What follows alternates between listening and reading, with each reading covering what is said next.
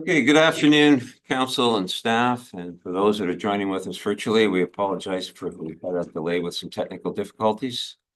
Today is Wednesday, April the 9th, 2025.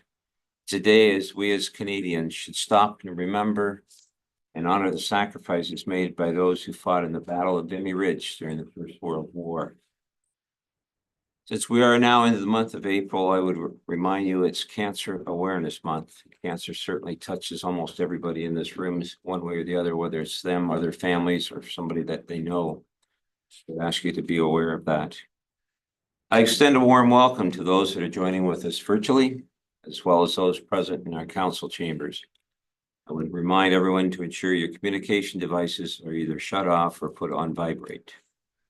Council, I would remind you that we have a drainage meeting at 6 p.m. This meeting will be streamed live and recorded for public viewing on the town's YouTube page. We acknowledge that this land on which we are gathered today is part of the ancestral land of the Chippewa, the Ottawa, and Potawatomi peoples, referred to collectively as the Anishinaabe. It is through the connection of the Anishinaabe with the spirit of the land, the water, and air that we recognize their unique cultures, traditions, and values. Together as treaty people, we have a shared responsibility to act with respect for the environment that sustains all life, protecting the future for those generations to come. Council, I would remind you, if you have a pecuniary interest, to please declare it at the appropriate time. Council, I'm going to take you to item number 4 on the agenda. We have a delegation. This evening, I'm pleased to recognize and welcome our Lambton Police Board. I'd like to introduce, first of all, Mr. Greg Nemchek. Greg, I'll leave the further introductions to you, who you have with us this evening. Thank you. Thank you very much. And thank you for allowing us to attend your meeting this evening. You have a copy of our PowerPoint, and I'll just go through that with you. There's lots of slides here, so I will probably go through the slides pretty quickly. Some of them are harder to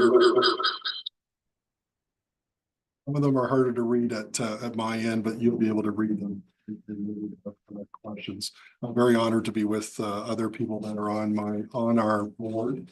Shirley Durance is to the right of me, John McCharles, and Inspector Avery, of course, is also on our. So we're here just to look at the Lambton Group Detachment Board. I'm here to talk about our 2024 year-end review. Introductions, you know who I am. I'm Greg Nemchek, chair of the board. Very honored to be chair of the police board, Lambton.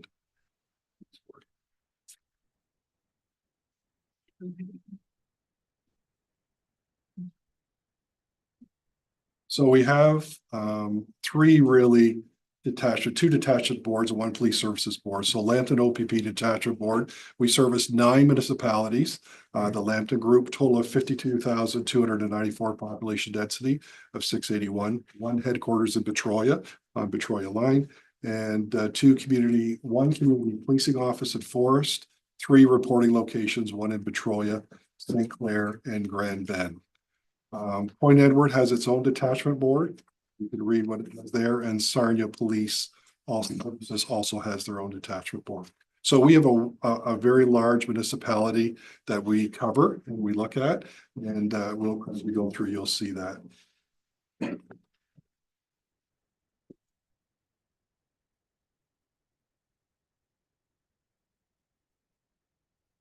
These are our members. We have 10 voting members. The Lambton Group OPP Detachment Board represents 9 municipalities contracted by the province for the municipal policing services by the Ontario Provincial Police. OPP detachment boards are independent from municipal councils.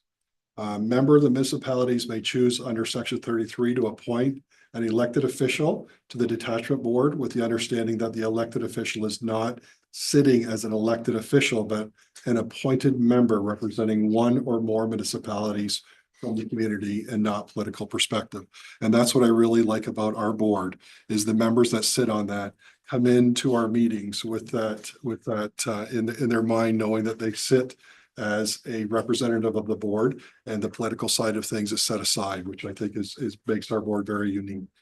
The province appoints two members through applications to the provincial appointees, and through the board application, two community members are at large. So over to the right side, you will see our members. Again, myself, John McCharles, which is to the left of me, vice chair. Shirley Durant is one of the provincial members, and also John is also. Bill Beveridge is a community member at large, as I am. John Cowenberg, it goes on down, and Gary is on there also. There's four non-voting members that sit on the committee also. Inspector Avery, who is here to the left of me also. Staff Sergeant Erica Van Roboy, detachment representative, and Assistant Staff Sergeant Jordan Yancey, believe, is that correct? Yes. Detachment representative, and then Mrs. Mandy Pearson is our board secretary. So it is a really good group. And like I said, I'm very proud to be the chair of this group. So detachment boards and police services boards, if you look at the category, the scope or oversight, you have detachment boards and police services boards. The scope or oversight oversee OPP detachments serving multiple municipalities of First Nations, focus on individual policing services. Policy development for the detachment board, establish local policies with detachment commander, and we do that all the time, and develop policies for municipal policing services. Reporting requirements, provide annual reports to the municipalities and band councils, and prepare and publish strategic plans and annual reports. A community representative, representatives from all municipalities and First Nations served, and municipality appointees and provincial representatives. Our board has gotten larger over the last really year and a half because they have allowed all the municipalities to have representative, and I think that is very, very good. It allows the voice of all our municipalities to be in that board. Our meetings are much larger. They have a lot of input from our representatives, but again, I think it's very important when we talk about our police services in Lambton. So Community Safety and Policing Act, notable changes, and some of those are some of the changes. And you can look at all of this on the websites we have at the end that are in the PowerPoint. Section 10 contracts repealed, Section 17, 22, 14 agreements, OPP detachment boards focus on First Nations, change the code of conduct, new reporting requirements, and inspector of policing, and update standards and training. I believe that dog is Blitz. Is that Blitz? An older picture of Blitz? It might be. I have to think that's Blitz. It's not Blitz. Anyways,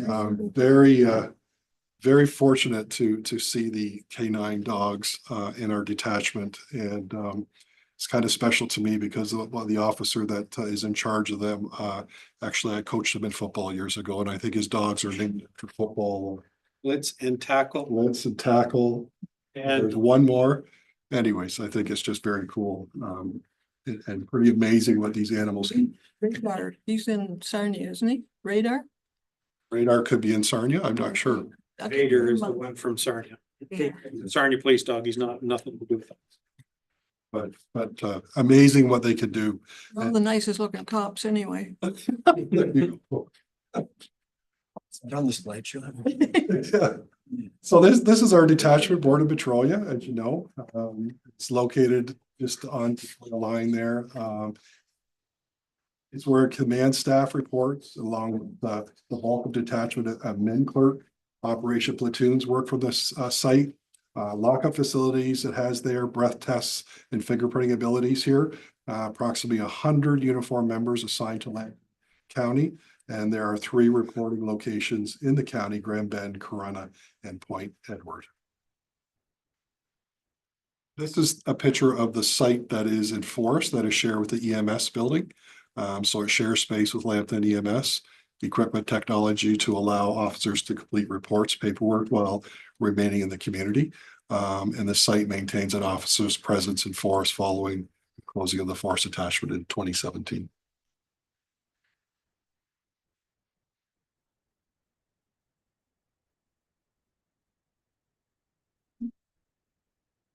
Something or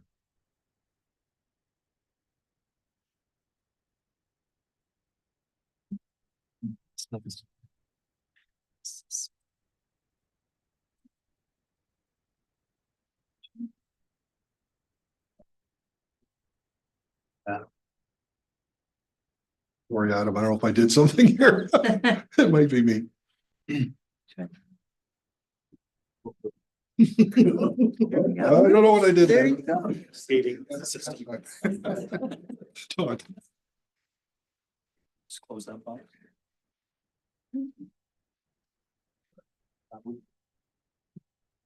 Now you can, should be able to navigate just by pushing the sideways arrows. Not. Yeah, Paul and I were trying to do that.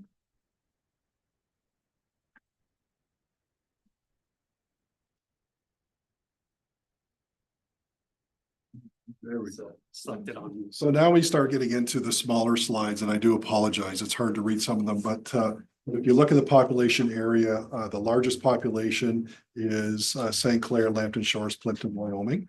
And it shows the pie chart. Is kind of nice to see the population of what we have for our police services.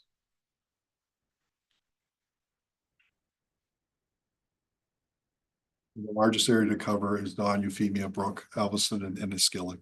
We have it's a wide, obviously, range of kilometers reaching from Grand Bend all the way up to, I believe, Walpole Island. So it's a large area. Back up.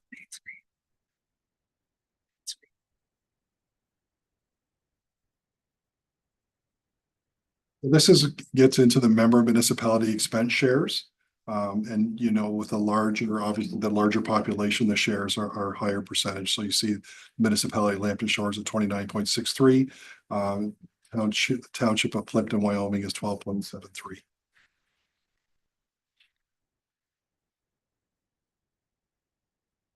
The OPP service delivery, integrated service delivery, attachments provide policing services to municipalities while continuing to meet provincial policing commitments.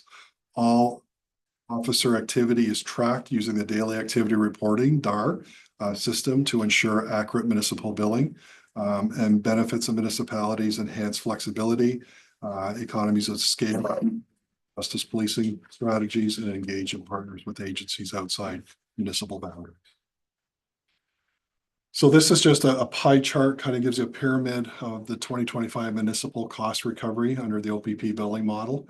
And you can read that other costs of 53,208 million calls for service, 236 million base service cost for a total of 407 million.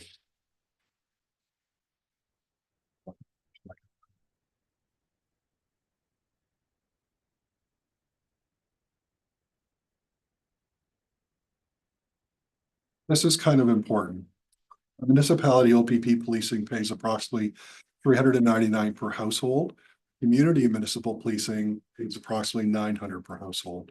So we're in that 399 range, which is much lower than what other municipalities and what other cities would pay. That's a savings of over $501 per household in our area. Again, these are small. I won't spend a lot of time on these numbers. You can have a look at them because it's hard to see on the PowerPoint. I do apologize for that. But these are billing statements, annual billing statements.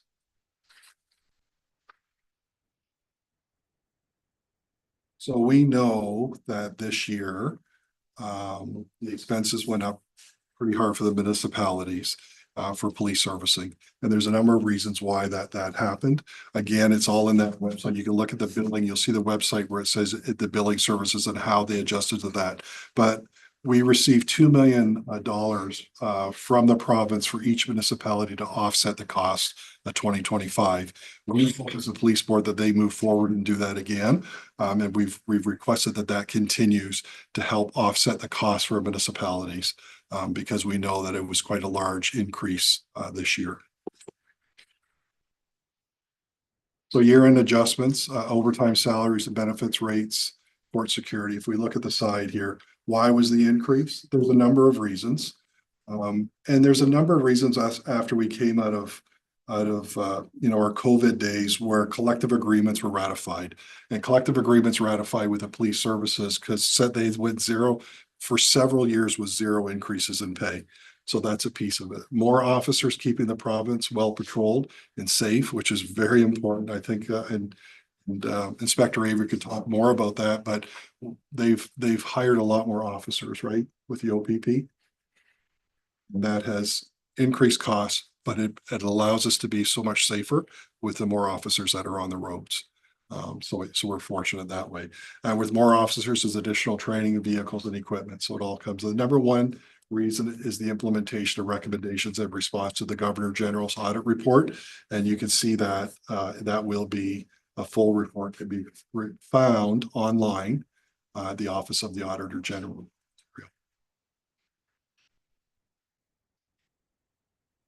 There's a website for it. Again, it'll be on those slides that you have.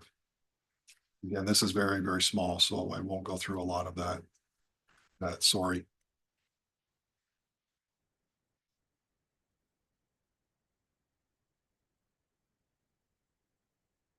The three really big programs that we want to talk about that have really been a success for our OPP services is Project Vulnerable MCERT, Project 1 and 3, and Reduced Impaired Driving ride programs.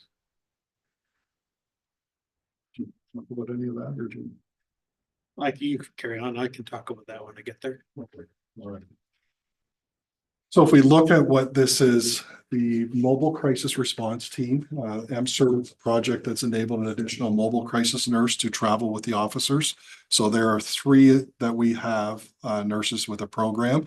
So they will travel with the officers, and then it really helps with mental health issues that go on. So they could come up on a call and have a person that is having a mental health crisis, and they can call in our MCERT nurse to talk them down and go through a whole bunch of things to help them. This is a really successful program, and it works really, really well. So we've asked for grant money to maintain that and keep that going, and we've been successful so far. That does not cost municipalities anything on that. Our Project 1 and 3 pre-charge youth diversion programs for sexual assault offenses. Again, it's a community partnership with Rebound. Rebound is a very good program for some of our young adults or even younger that helps sexual assault survivors to bring continued resources to the youth in our community through event interaction, attendance in area schools, being visible to youth who may only receive education and exposure to the subject of sexual assaults through this program. We know that we're not in the business of charging young adults. We want to intervene with them and try to get an intervention program so that they don't have to go caught up in our court systems. And we find that very successful, and Rebound is a really good project that allows that to do that. And our sexual assault survivors have somewhere where they can go and get the support that they need, which is very, very important.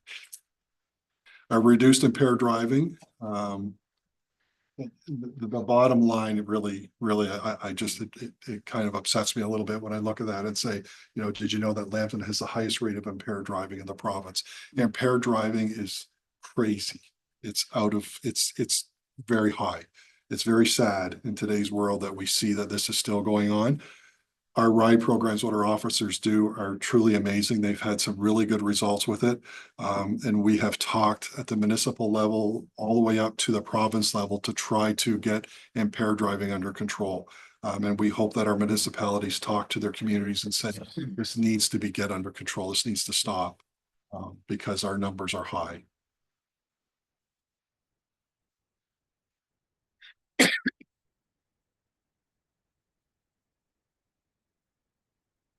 Lambton calls for service. Where's the data come from? Again, it's very small. I apologize. I won't read that out too. I can't even see it from here. I can talk about that if you like. That'd be great. Thank you. Okay, so this data that we've compiled comes from our records management system. And we've got some specific categories that came from corporate that suggested we could provide some numbers to you.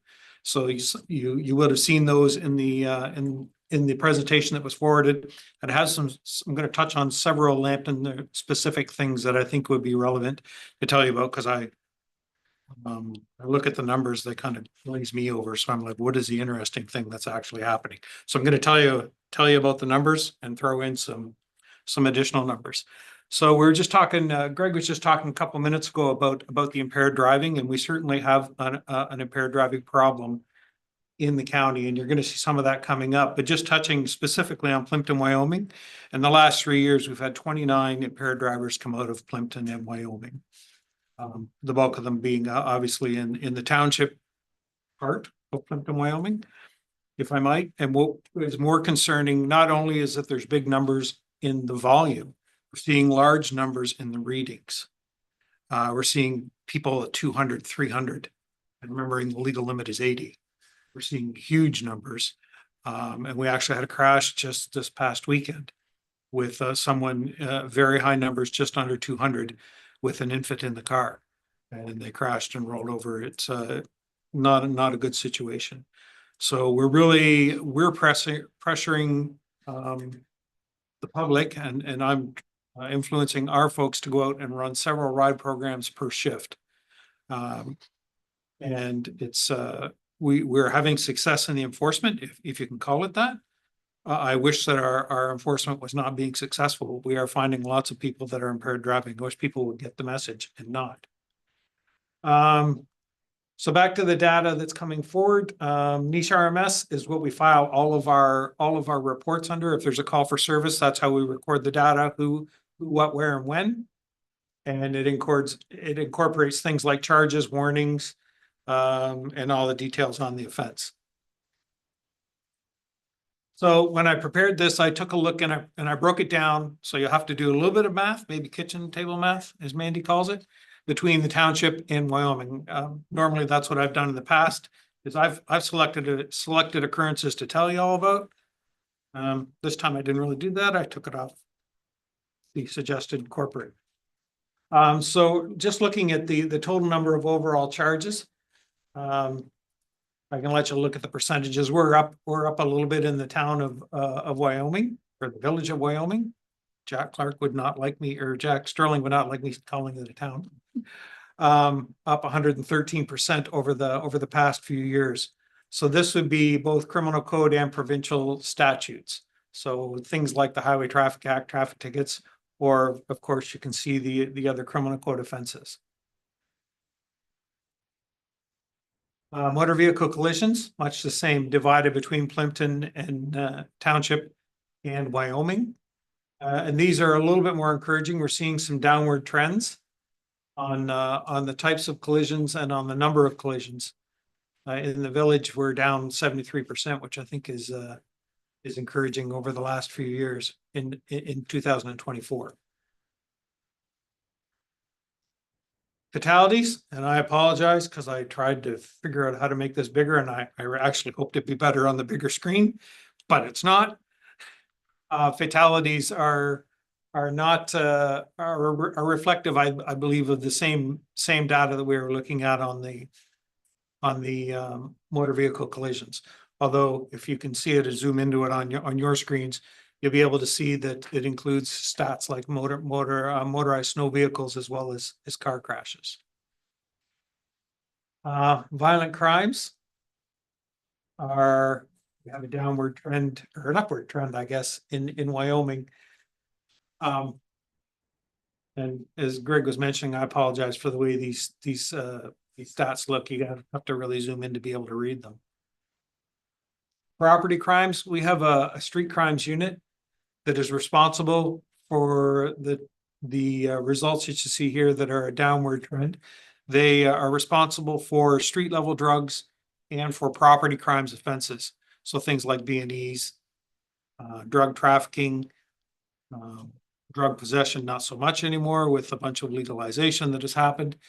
And really, just to touch base and talk about the good work that these guys do. Back when I was a drug enforcement officer in the 90s, like a long time ago, these guys are carrying the same level of investigations that we carried then. And they're very effective at the traffickers that we're finding in the county. With the absence of offenses surrounding cannabis, unless it's trafficking, we're seeing the investigations into traffickers more relevant in the opioid and methamphetamine fields. There's lots of those injectable drugs and things that we wouldn't have seen so much before have really made an insurgence. And we've got some slides coming up on overdose deaths. and some of the overdose calls that we have, it continues to be problematic. Here we are, drug crimes. So we're up in Wyoming, but the percentages are a little bit deceiving. I'll let you look at those. And certainly we can talk about this if anybody has any questions about drug trends or drug crimes. I'm certainly glad to do that.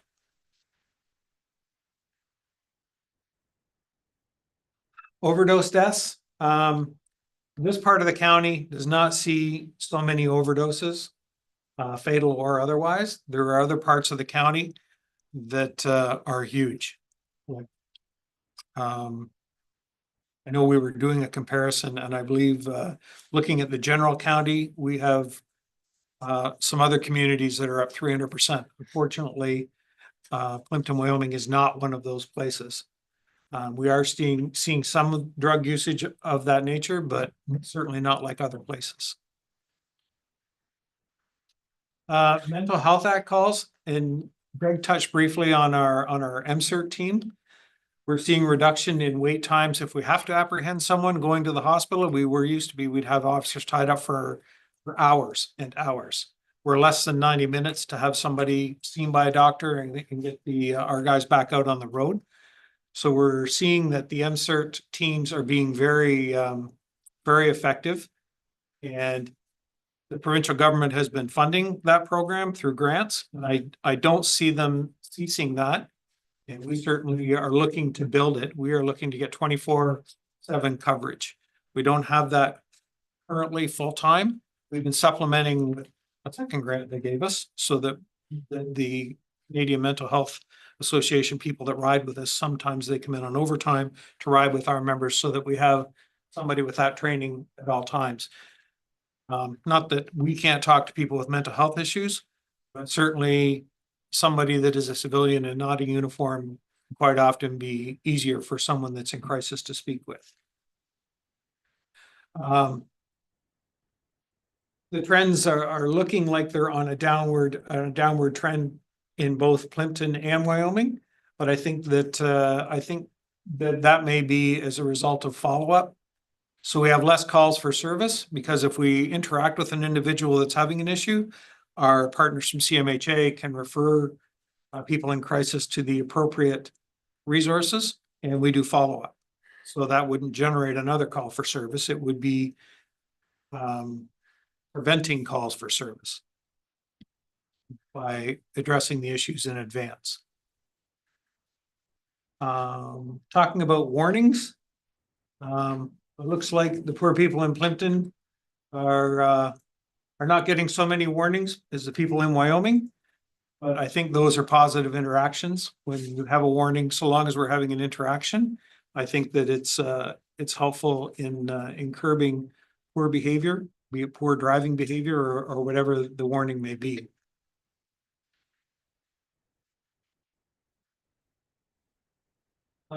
So we do have lots of communication. The board meets 6 times a year at the office in Petrolia in our boardroom. And if anybody has anything that they want us to talk about or have a concern to be raised, I know that I quite often hear from people, but it can funnel through the Police Services Board and we will throw it onto our agenda and talk about it there.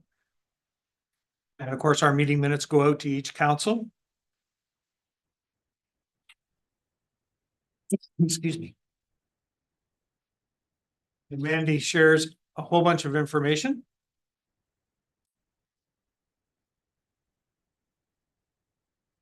Any of us are available at any time for anyone that wants to talk about anything. It's coffee or breakfast, that's easier than talking about policing issues, but we can do both. So if I can touch on a couple of other things before I go through the formal presentation. We've had, I told you about the numbers for impaired driving. We've also been running a 4-month fraud investigation pilot out of Lambton. We have seen that in 2023, there was $578 million that was taken as a result of frauds, and quite often that's with and often it involves older people that are less tech savvy, but I've seen people my age and less. See, I'm not old. Let's run with that. That can often be tricked by these fraudsters. They're getting more and more complex as they go on. So $578 million in 2023 versus $638 million so far in 2024. So there's quite a ramp. So we are fortunate to have someone who is a direct hire from another police agency that works in Lambton County, and he is an expert in cyber currency fraud and general frauds as well. And we've assigned him because we were seeing elderly people that may be struggling with loneliness and maybe with onset of old age not being quite as sharp as they used to be, but those kind of people being taken for cash. So our fellow went out and made contacts with a bunch of the banks in the area, because bank tellers will often see these things if someone comes in to withdraw or transfer money, and maybe have a conversation and say, are you sure? If you're not sure, we have someone that we can talk to, and they will call him direct. So we've been pretty excited that since December, we've saved residents of Lambton County $140,000 by explaining to them, by going to those people that participate in this program, explaining how they're being defrauded and why it's a fraud. This fella is a very much a tech wizard, not like myself, but he's able to demonstrate to them and show them where photographs that you may have. He has specific terms for it, but you can research how they've been pulled off the web and are not true, and be able to exemplify to them that this is a dangerous thing and they're actually wasting their money and being defrauded.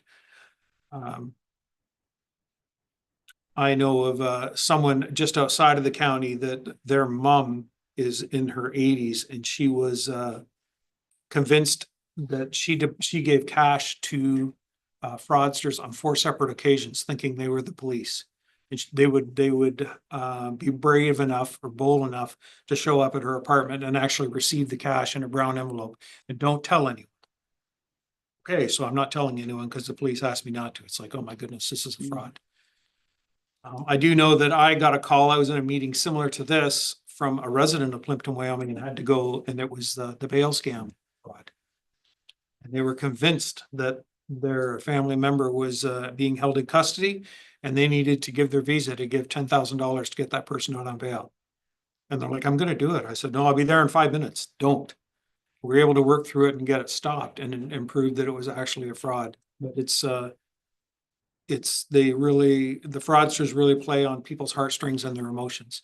And we're working to combat that with Constable Armis, and he is training up other people in that.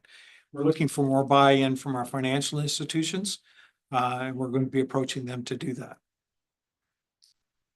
The other thing that we have ongoing, Greg talked a little bit earlier about Project 1 and 3 with the sexual assault diversion, and I cringe every time I say this, that is for minor sexual assaults, not that there is a minor sexual assault.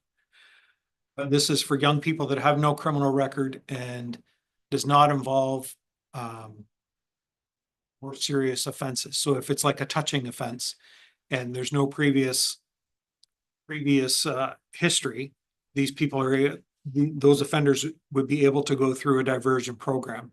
And that's what that grant is funding. We've taken it a step further, part of the Community Safety and Wellbeing Committee. We've approached the school board, and I don't know if you've heard about this yet, Greg, but we've approached the school board. They were going to introduce domestic violence training to adolescent males in their phys ed program. And we've approached them. We've got a member that is specifically dedicated to domestic violence occurrences because they are rampant. And we're looking to participate with the school board. We haven't got it finalized yet, but we're considering introducing this to both male and female classes in their phys ed program, so everyone is educated on domestic violence, because men can be victims as well as women, and we would just like everyone to be safe.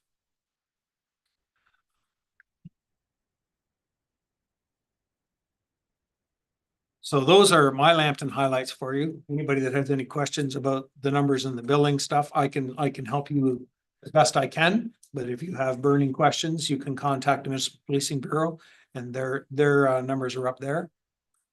We have a fellow that works at that place and he is quite familiar with Lambton because I call him all the time with questions. So he knows all about Lambton County if you had something that you wanted to talk to him about.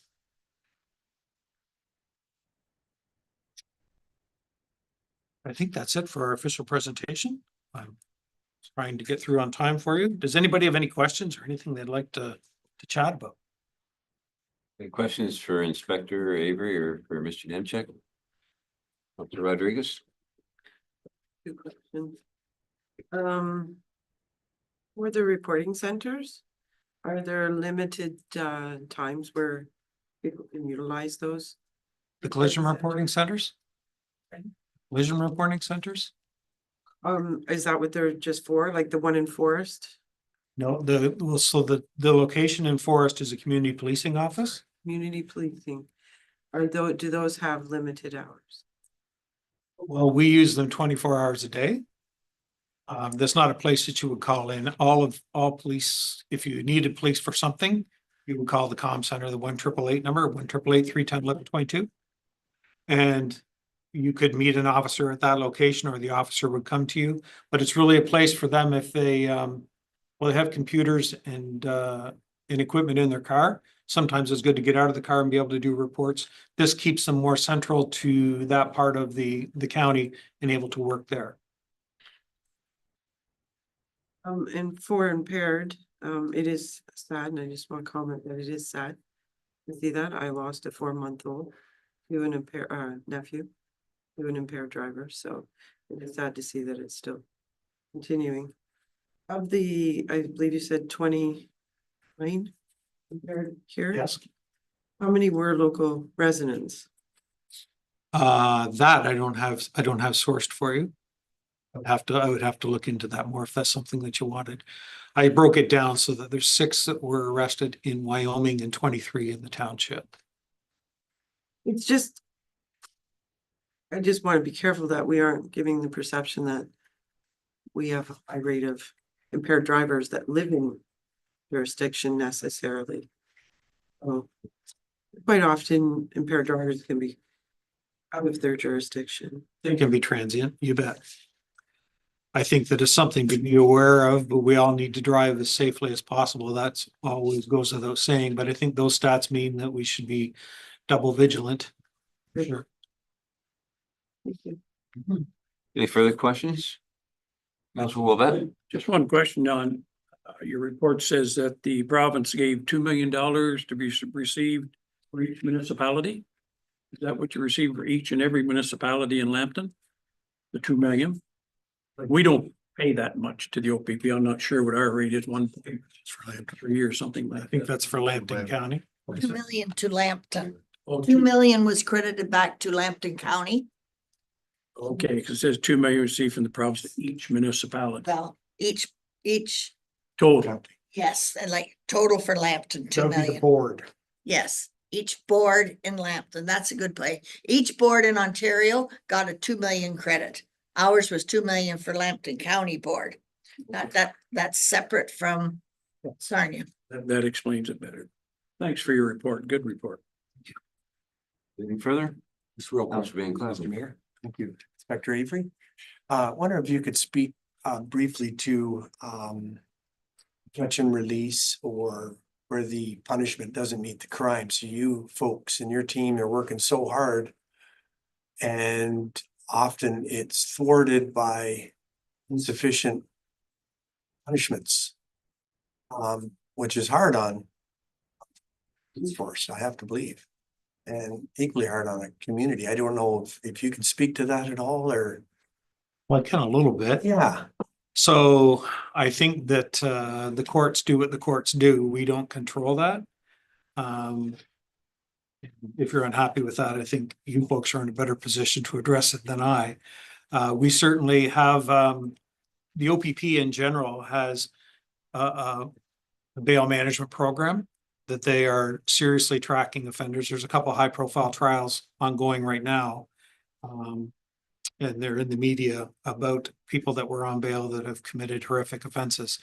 I can tell you that for Lambton County, we have, we are on top of arresting our wanted people. So if someone's breaching or they have a an arrest warrant outstanding, we are tracking them down, and locally, we have assigned a couple people to try and get our list down, because there are quite a few. And sometimes when we arrest them, they reoffend, which leads to more charges and other warrants. But I think we have a pretty good handle on it in Lambton County. But there has been lots of talk in the media about that. Well, maybe it's more of an acknowledgement. Thank you. Appreciate your hard work, even though sometimes you're repeating that work, but nonetheless, thank you. There's lots of work to do, and if it's keeping people safe, that's what we like. That's all for me. Thank you. Nothing further. I'd like to say thank you very much to Mr. Nemchak, Inspector Avery, Charles, and Shirley for coming this evening and for taking the time to share this with us. I think it's very important that we as a council know what's going on within the board. The presentation's been excellent tonight, so thank you very much for doing that. We always appreciate the open communication that we have. I will admit, with Inspector Avery, if we have an issue, he's here to help us out right away. I would rather hear about it sooner than later. True. Thank you again. Thank you.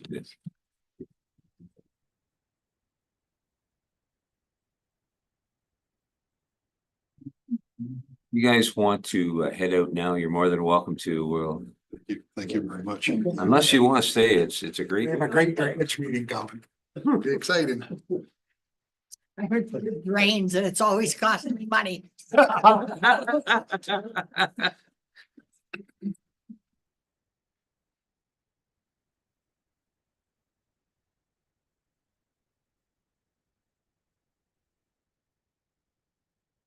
Thank you.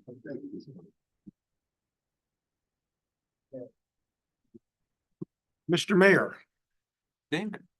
I apologize. I've been out of the country for a period of time and I returned home to an emergency in the hamlet of Kamalaki. And I would like to address the council tonight in regards to that. I can do that now or under new business at your discretion. Probably will do that on our new business, Mr. Damon. Thank you. Okay, council, let's, we have a drainage meeting in 10 minutes, so I'd like to start some of this out of the way before then. Let's go to item 5.1 on the agenda.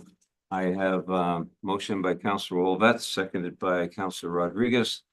The report by Adam Szymanski, Chief Administrative Officer, dated March 27th, 2025, regarding the proposed Huron Tourist Optimist Community project update and application to Judith and Norman Alex Foundation be received. Council approves submitting an application for the proposed Kamalaki Recreation Facility. Mr. Szymanski's here who the application. Are there any questions? Councilor Basie. Yes, thank you, Your Worship. With this grant, is there a time limit to be used? And or the project doesn't go, I assume this gets all handed back. Yes, I would you would sign an agreement based on the proposed project. If that project went to move forward, I would presume that you would have to hand that money back because it's not general funds to be used for certain sort of general items. It says project specific, so you'd likely have to return the grant money. Yes, Mr. Basie. Yeah, just to follow up, so like I say, we have another grant in the works that we're hoping to get, that if that doesn't go through, this project could be 5 or 6 years down the road. Does that affect the grant from, like, is there a time limit? So the foundation has been known to do multi-year grants. So I think as long as we're open with them, they would tell the grant to be suitable for the needs of the community, the project. That's definitely a discussion we have to have with them in regards to the time period. Thank you. Any further? Call for the vote. All those in favor? Carried.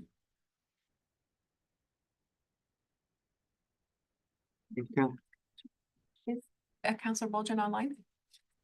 On the Zoom? Okay, perfect. I just Thank you. Okay, council, let's go to 6.1. Motion by Councillor Van Claveren, seconded by Deputy Mayor McEwen. The minutes be adopted by council in those confidential minutes of the closed sessions. Council remain confidential and restricted to public disclosure in accordance with the exceptions provided in the Municipal Freedom of Information Protection of Privacy Act. It would be our planning council meeting minutes of March the 24th, 2025. Our regular council meeting minutes of March 26th, 2025. And our closed regular council meeting minutes of March the 26th, 2025. All had an opportunity to view them. Any questions? All those in favor? Carried.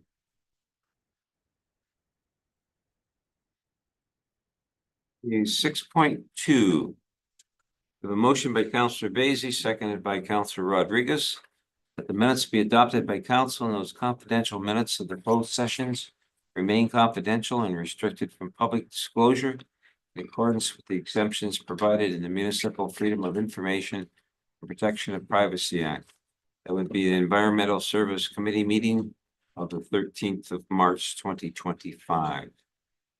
Again, you've had the opportunity to review that. Any questions? All those in favor? Carried.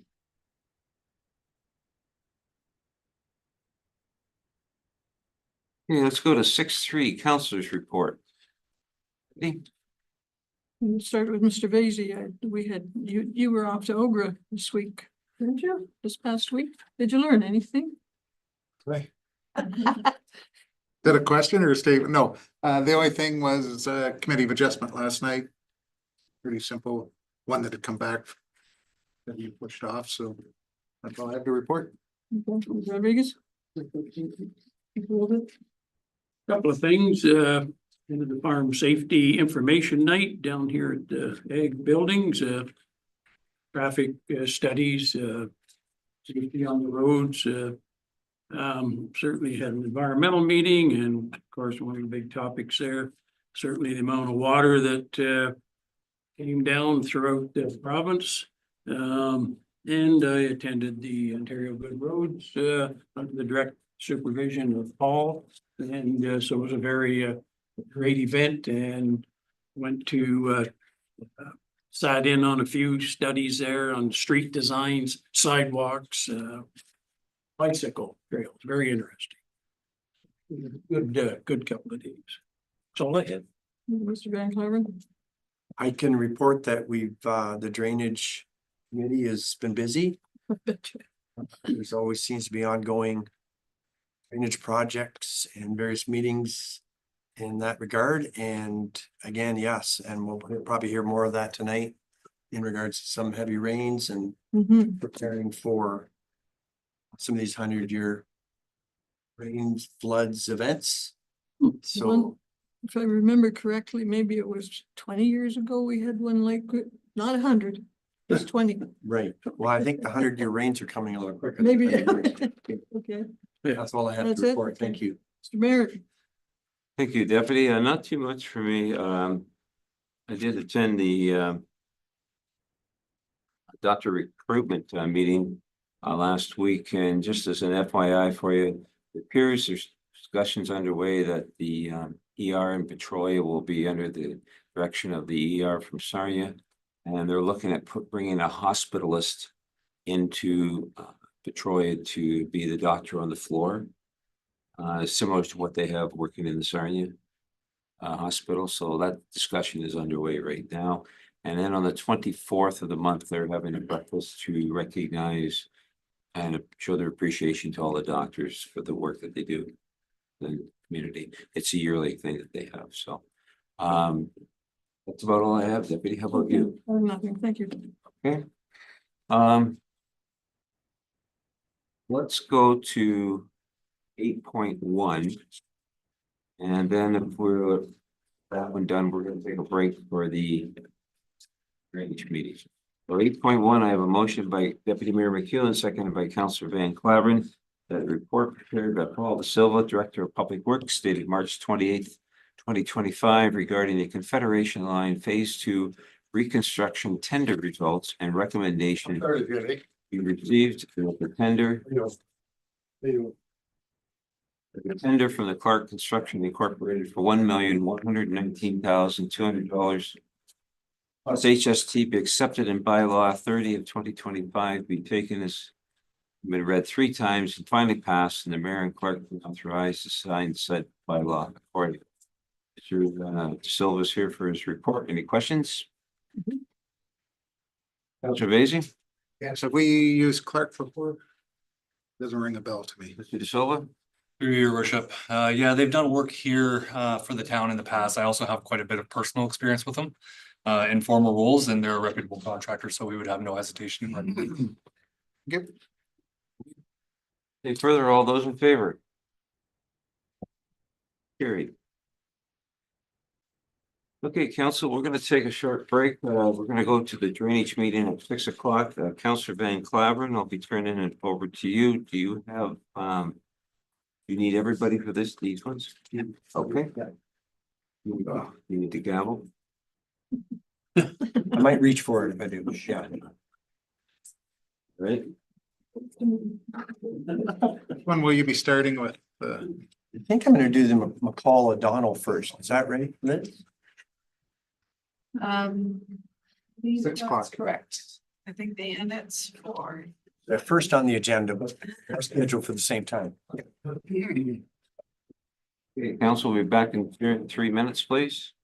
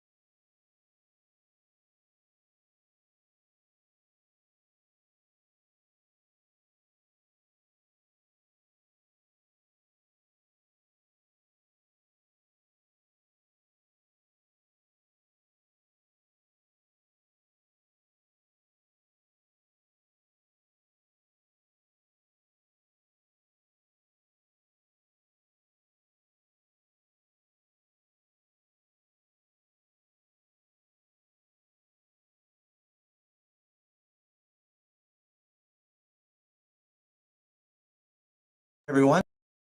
Very much for being here. Thank you, Mr. Mayor. Let's call this meeting to order, please. I'm John Van Claveren, Chair of the Drainage Committee. Good evening and a sincere welcome to all of you for participating here in chambers today. And if anybody is with us online, a welcome to them also. Always good to talk about what's happening on your property and the work that's happening in various projects. We have two consideration meetings this evening. The purpose of a consideration meeting is to discuss the technical aspects of the drainage reports only. If you have an individual assessment that you'd like to talk about, that can be shared and discussed at the Court of Revision. This is a formal meeting subject to the standard rules of decorum. Please set your phones on vibrate or turn off, please. If you have a helpful comment or questions, you are to raise your hand. Once addressed, state your name and address for the record. Please refrain from speaking out or having side conversations. Rather sensitive microphones in the center of our ceiling, and it picks up a lot. There will be time for those that have asked to speak to be given the floor. You're encouraged to quickly and simply articulate your statement or questions. And at all times, the highest level of respect is given and expected. So let's start with our first consideration meeting, which is the McCall-O'Donnell drain.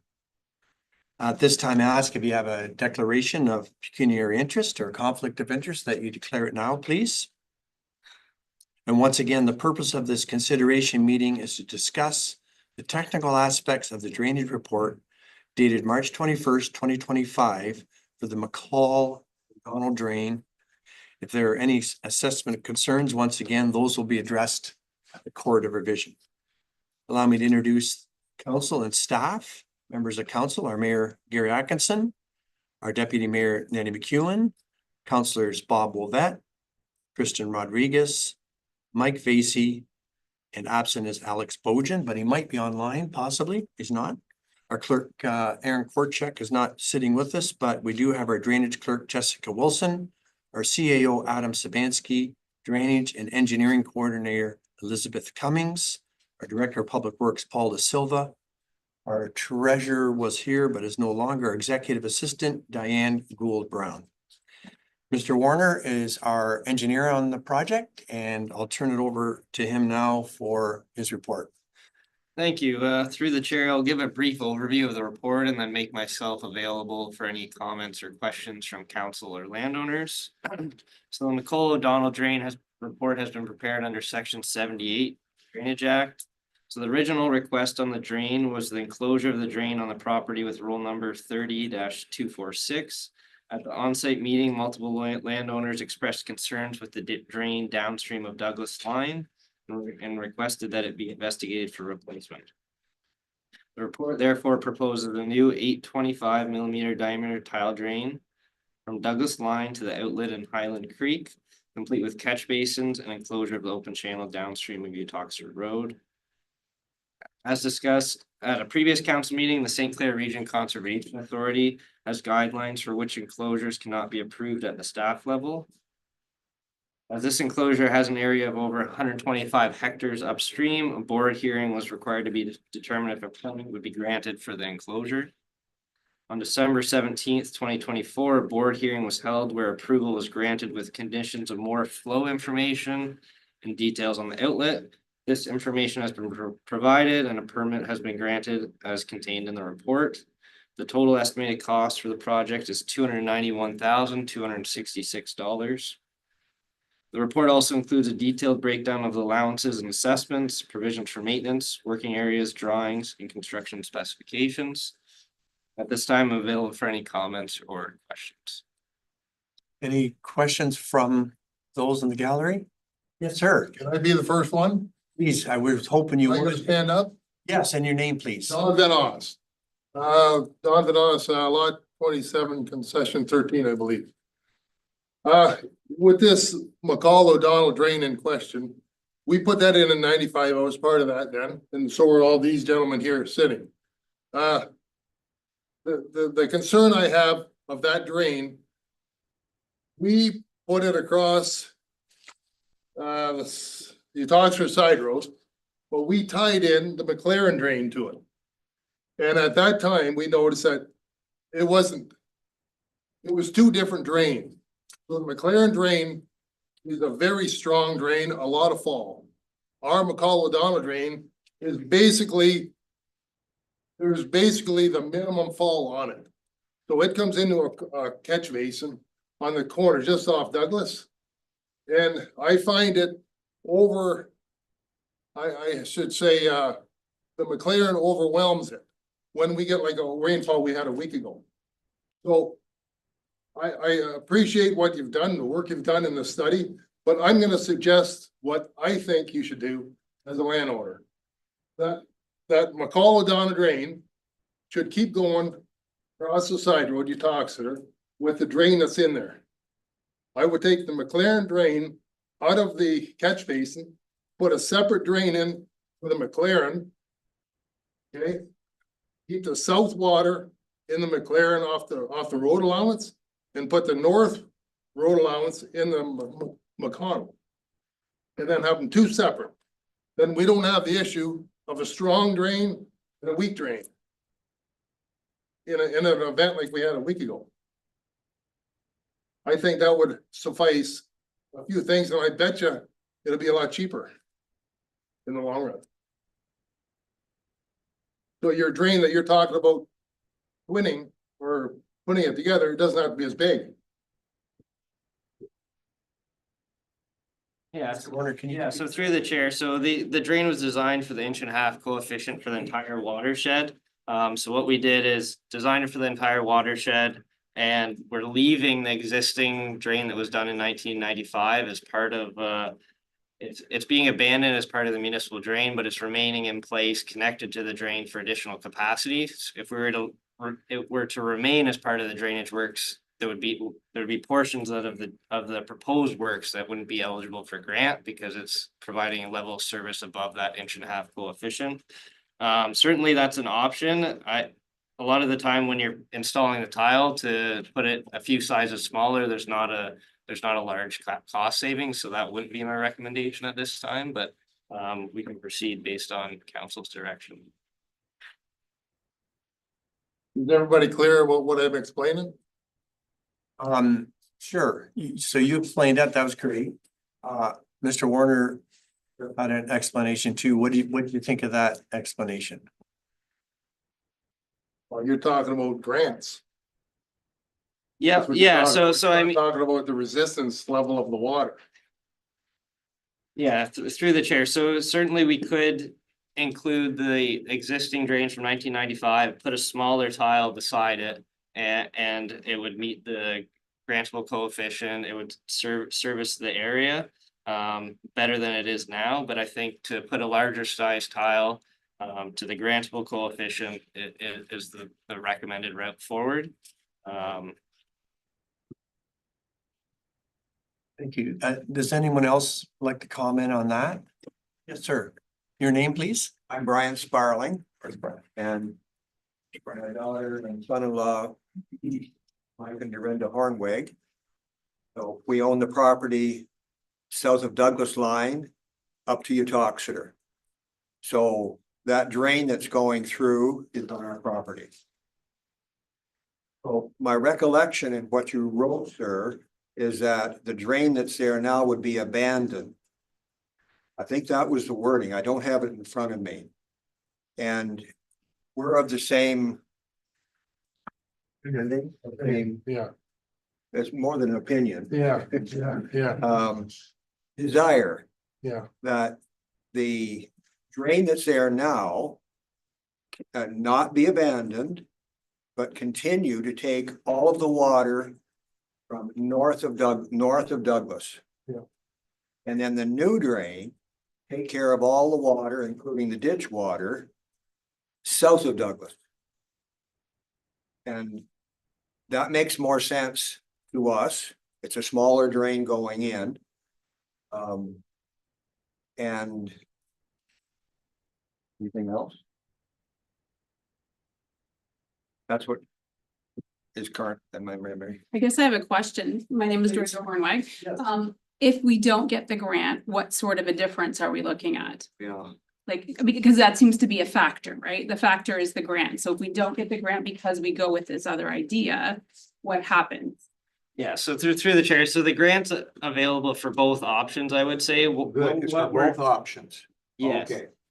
So what we're doing is we're not abandoning the existing 1995 tile as part of the drainage system. We're abandoning it as part of the municipal drain. I know that can be confusing. So it's still gonna be utilized for capacity, but it's not municipally owned or part of the municipal drain where the landowners within the watershed will pay for it. It'll be your private drain, but still utilized as part of the O'Donnell system. The elevation is different, correct? Our proposed tile is deeper at Utah or at Utah. Okay, so So if we were to do your option, we'd still put a twin tile. It would be smaller than the 825. And we keep the existing 675 in place. So there would be a cost savings in the tile. Both would be grantable. Both scenarios would be grantable. The issue you get into is it's a twin system. So say in 20 years, that 1995 tiles may require replacement. Now what do you it do? ain't going anywhere. Uh, It ain't going anywhere. Yeah, I mean, we replace concrete tiles all the time, so. Why? Where do Uh, they go? We got clay tiles in this 40 years. They need to go too, but they're still around. yeah, certainly they 50 are. years. Yeah, yeah. Well, I can't that's 30 see- years old now, right? So, Yeah, it is 30 years old now, but I can't see that being gone anytime soon. A 30-year-old tile. yeah, it's certainly an option to size it. Accommodating the existing 675 as well. When we looked at the size the tile needed to be, I think it was one size smaller. So you're talking at an 825, you're probably $20 a meter that you're gonna save to go down one pipe size. So over 400 meters, that's about 8,000. Nice. Yeah, this is part again. Yeah. Do I need to put my name and everything? Sure. Okay. It's Nathan Sparling, lot 26, concessions 13. I'm right beside Don, basically. Basically, what I'm concerned about is that we do get enough fall for the McCall O'Donnell drain to not back up like it has been, like this last rain we got. Like basically what I'm finding is I think that the tile gets backed up and like even my scale gets filled up with water and it takes a day or almost 2 days for that water to get down. Right now I'm pumping it out over top. I've been having problems with our new house ever since and finding out now that basically I think a lot of the problem is the tile. The water's coming back to the house through that tile until the water level gets down because of the pressure from the south side of the road. So whatever we do, we gotta solve that problem so that the tiles can flow and not sit there for 2 days until the other tile pressure goes off of it. Yeah, yes, again, through the chair, so the existing tile from 1995 is a 625, sorry, it's at 0.07%, so it's very flat. The tile we have proposed in that section of drain is an 825 and it's at 0.19. So if we were to maintain the 625 as part of the municipal drain, when we looked at the sizing, instead of an 825, it'd be a 750. And you'd have a twin system in that section. So for the cost savings, I didn't think it would be a benefit to the drain to keep that 1995 tile in place as part of the municipal drain. Again, it will still be in place servicing the lands. It's just not part of the municipal drain. Any other thoughts over there? Anybody else have any questions or comments? I guess my only question would be, does that new tile have enough fall that we will not be having a backup problem? Yeah, through the chair. So again, it's designed for the 1.5 coefficient with the 625 as well. I believe it reaches just over the 50 mil coefficient. So that's 2 inches in 24 hours. So if we get rains above that, then there will be flooding. The system's not going to be designed to handle every single storm event. I think our system is only half inch. See, that's a great comment, because that's what we can deal with on a person's level is what's it doing now? What's it gonna do with your proposal? Yeah, so as it was mentioned, the existing tile drain is designed to the half-inch coefficient. Our proposed drain is designed to the 1.5-inch coefficient, so between the two, it's gonna accommodate 2 inches in 24 hours.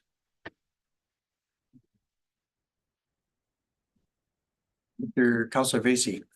Yes, thanks. But by keeping the old 95 tile in, we're not gonna solve any of the problem with the water backing up out of the McLaren drain because we have a new tile running beside it. It's still gonna take the path of least resistance and go backwards up the drain like they're saying it's doing now. I think for you, we should, going from the McLaren down to the creek needs to be addressed. I think it's flowing back up. When we do get 2 inches of rain, it's gonna go all the way back up the property again. Sir, I'll let Mr. Warner respond to that and then we'll get your question. Yeah, through the chair. So we are tying the McLaren into the proposed system. So there's gonna be a basin on the south side of Douglas line, ties in the McLaren from the east. And then there's gonna be the 825 as well as the 625 heading out of that basin. So the McLaren's gonna see the full capacity of those improvements. That answer your question, Councilor Vacy? No, because when it gets overwhelmed, it's still gonna back up the old drain because of the coefficient it has from drop, like there's not enough drop in it, so it's gonna. Yeah, through the chair. So the McLaren wouldn't be designed to handle 2 inches in 24 hours. So our drain is going to be designed to handle that. Therefore, it's going to accommodate more water than the McLaren will be able to provide it. Sir, did we answer your question or would you like to follow up with I don't that? think so. Okay. The McLaren drain is on the south side of Douglas. Okay, so if the McLaren drain goes in the new drain, everything south of Douglas goes in the new drain you're gonna put in. And that takes care of the water north of the Douglas because it's gonna be going down the existing drain By itself. by itself. No. Why not? Why can't that be done? So both the existing drain and the proposed drain are being tied into a basin that the McLaren dumps directly into. So it's gonna go either down the 625 or the 825. The 825 is gonna be lower, so it's gonna utilize that first. But and then upstream of that basin, the existing McCall O'Donnell is gonna get tied into that basin as well. So everything's going to that basin that's gonna provide a 2-inch coefficient downstream. So your statement is that both will go into that catch basin. Question, why can't the McLaren drain go into the new drain and not into that catch basin? Have another catch basin or whatever you want for the south side, and then the existing drain will take everything north of Douglas without anything from south of Douglas going into it. So trying to keep them separate? Keep them separate. So they're not. Yeah. And then that would take care, that would take care of water being held back like Nathan was talking about. Because the existing drain would take care of everything that they have. Yeah, through the chair, certainly that would help the McLaren's drainage system, but it's not gonna help the lands north of Douglas Line because they're draining through this. There'll be some relief because it's due to the McLaren's out of the system, but there's not gonna be a large increase in the capacity for lands north of Douglas Line. The McLaren hasn't got a problem at all. There is no issue with the McLaren drain at all, period. Yeah. Even with ours. It doesn't make any difference. The McLaren drain drains. It's good. It's our drain that don't drain. That's the issue. That catch basin where everything is tied in, the two lines are tied in and one goes out. Yeah. That water just swirls in there and it holds back our drain, our McCall drain. That water's coming if if you can picture yourself in a sink, you put two taps in a sink or in a drain, and you got a real high velocity drain. The one is just dribbling in or trickling in, and the other one is just 100 pounds on it. That's about what this is. That drain is really a good drain. But it impedes our drain. And that's the biggest issue. I think they need to be separated one way or another. Yeah, again, it's certainly an option. I guess I'm hesitant to, so if we completely separate them. And just put a smaller drain beside the 1995 one for the McLaren drain, which will likely be smaller than the 825. Potentially in the future, any upstream landowner could say, I want improvements to the McCall O'Donnell drain. That would likely be to the 1.5-inch coefficient, which is typically what we designed for and what is grantable. That would require the entire replacement of the McCall O'Donnell drain, including between Douglas Line and Utoxeter. So you're replacing that again. My suggestion would be to put a big enough pipe like we're proposing in now so that it can handle the upstream watershed, even if there are future improvement requests. Yes, Nathan. Hey, if you're coming up from that creek up, is it gonna be any deeper when it gets to Douglas Line? So when our drain, is it gonna be coming in at the bottom, or is it gonna be coming in at the top and dumping into this new drain? Yeah, so the proposed drain's about 8 inches deeper at Douglas Line, and then it's significantly deeper. It's about 2 feet deeper at Utoxeter. Question over here while you're pondering that, our CAO. Josh, how much grade and what is the diameter of the existing drain? Yeah, so the existing drain between Douglas Line and Utoxeter is a 625 concrete tile, and it's at 0.07%. What is the grade and the diameter of? It's a 825 tile at 0.19%. So it's gonna have more grade and it has more capacity because of its size. Yeah, that's right. Like I said, the existing drain has about a 1/2-inch capacity. The proposed one will have 1.5 inches. So you're confident that because you have a larger drain, more all, that it should take both drains without the current backup problem they're experiencing. Yeah, that's right. Yeah. Yes, sir. So are you talking about that new drain just taking those two drains together and the surface water from the ditches will go into the old drain? No, it'll all go into the combined system, so the 1995 and the old drain, and utilize whatever one has capacity. So what part of the old drain is gonna get used then? It's an overflow. Yeah, it's an overflow, so the 825, like I said, there's about 8 inches, the 825 is below the 625, so once it hits that level, then it'll utilize both.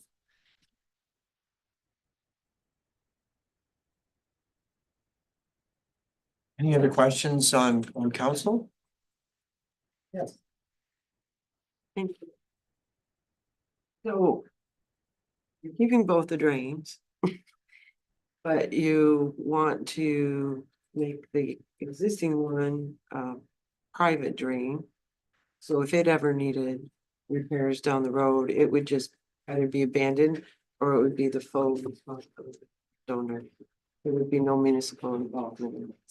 That's correct. Is that correct? Just ahead of you, Councilor Vacy, the mayor has a question. Well, first of all, I think we need to look at what the largest thing that we can put in help these residents for that water. We're getting more rains that are harder. And I respect what they're going through. Like it's troublesome. I've had some myself in a little while too, so I know what they're going through. I think whatever we can do is to help them out, get them the largest amount to get rid of that water and also still be eligible for the grants. And are we still, what you're talking about, Mr. Warner, eligible to help them out grant wise? Yes, the entire project would be eligible for the grant, yeah, except for the enclosure. Councilor Vacy had a question. Thank you, Mr. Chair. I guess I'm confused in where it all catches into the catch basin at Douglas Line. The McLaren goes in, the McCall and whatever this new one will be called goes in. Are we increasing the pipe from there, the creek, That seems to be the problem is it's not getting away quick enough and it's going back up on McCall. Where these guys Oh, are it's talking. it's keeping the McCall from draining. Yeah. That's what it's doing. Just There's stagnant. pressure there, obviously. So there's this new one through there and keep on going, add capacity after the catch basin, I guess. Yeah, that's right. It's basically from the south side of Douglas line all the way to Highland Creek. There's gonna be an increased capacity in the tile drain system. There is at the top right of drawing one, there's kind of a detail there that outlines the connection and the use of the existing and the proposed drain.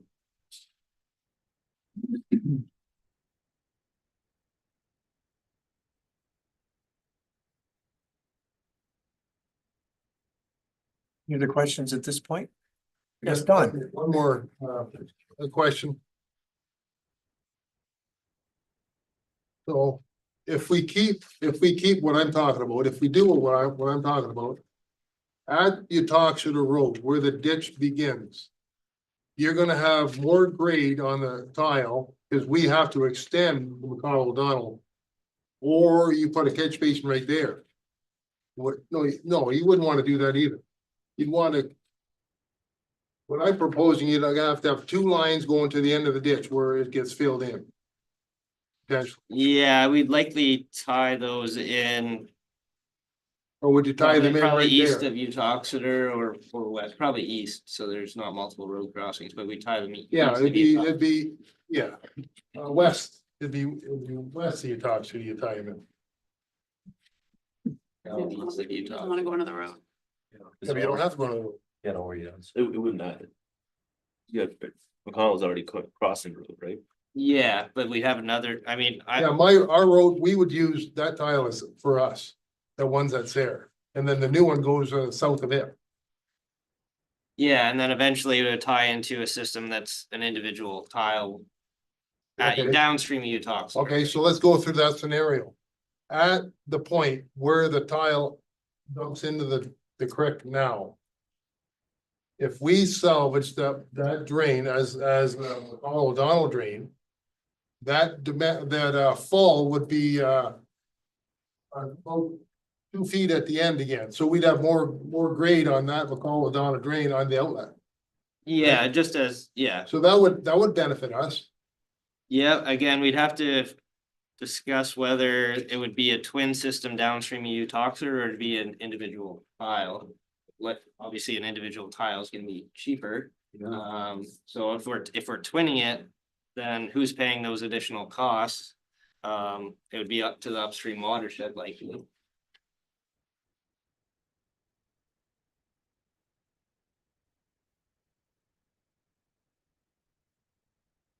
Same size tile all the way from Douglas, all the way to the creek. 27, Yeah. 27 inch. Yeah. Okay, so we've got some options. We go back to the drawing board. Which incurs a bit more cost. I know as a town, we have to really think long-term also, so. I know that tile is never wearing out, but just sitting in this chair, working with these fine folk, we're replacing them all the time. So they do wear out, and so we gotta keep longevity in mind. We gotta think of the future. So that's part of our decision making here tonight too. We certainly want to work with your problem. We want to eliminate it. So we can, as council, approve. Yes, yeah, Councilor Rodriguez, please. Before you went into closing there, it's went through the. And as such, the Conservation Authority had to approve. What is set here. So if there were any proposed, it actually went through an appeal process, so if there were any changes. I don't know which portion of this. Any suggestions for consideration would then cause it to go back through a conservation authority process. Yeah, so kind of as part of our upstream modeling that was part of the the permit, we had to show that there wasn't any negative effects to flooding between Douglas Pine and Utoxeter. So if we're reducing that tile size, then we'd have to reevaluate that. So that needs to be considered too then. Yes, thank you. So, we have the option of sending it back, revising the design, or accepting it as is and moving forward with the project. So, I'll read this motion and, this is to accept as presented. Moved by Councillor Vacy, seconded by Councillor Bob Levette, that the report by Josh Warner, engineer of R. Dobbin Engineering Incorporated, dated March 21st, 2025, regarding the whole funnel drain 2025 be adopted as presented. That provisional bylaw 31 of 2025 be read a first and second time, and the mayor and clerk be authorized to sign the said bylaw accordingly. All in favor? Okay. Defeated. Maybe the other motion. But the report by Josh Warner, which was moved by Councillor Vacy and seconded by Councillor Wolvette. Report by Josh Warner, engineer of R. Dobbin Engineering Incorporated, dated March 21st, 2025, regarding all Donald Drain 2025. You refer back to the engineer design revisions. In favor? That's carried. Thanks.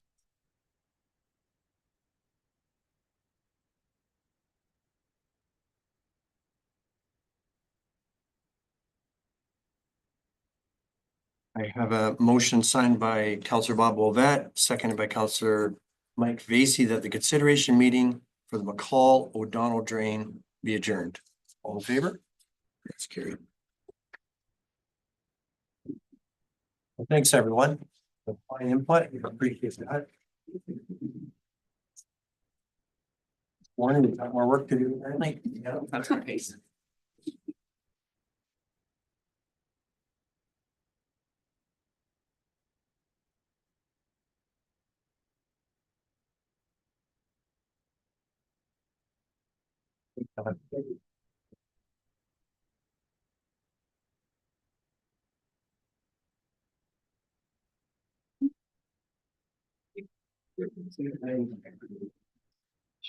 Okay, we'll call to order the consideration meeting for the Annette Drain.